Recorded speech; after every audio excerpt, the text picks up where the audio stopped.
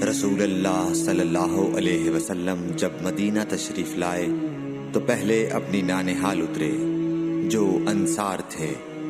اور وہاں آپ نے 16 یا 17 ماہ بیت المقدس کی طرف منہ کر کے نماز پڑھی، اور آپ کی خواہش تھی کہ آپ کا قبلہ بیت اللہ کی طرف ہو۔ جب بیت اللہ کی طرف نماز پڑھنے کا حکم ہو گیا تو سب سے پہلی نماز جو آپ نے بیت اللہ کی طرف پڑھی عصر کی نماز تھی۔ وہاں آپ صلی اللہ علیہ وسلم کے ساتھ لوگوں نے بھی نماز پڑھی۔ پھر آپ کے ساتھ نماز پڑھنے والوں سے ایک آدمی نکلا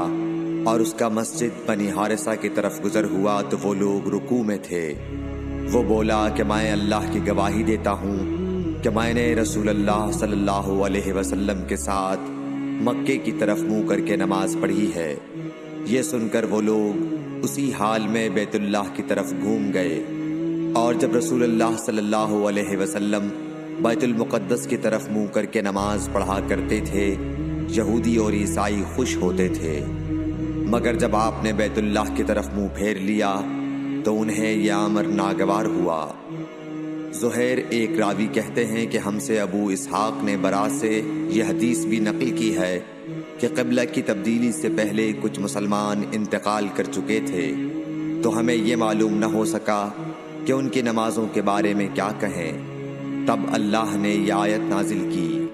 وَمَا كَانَ اللَّهُ لِيُضِيعَ إِيمَانَكُمْ، سورہ بقرہ آیت نمبر 143، صحیح بخاری حدیث نمبر 40۔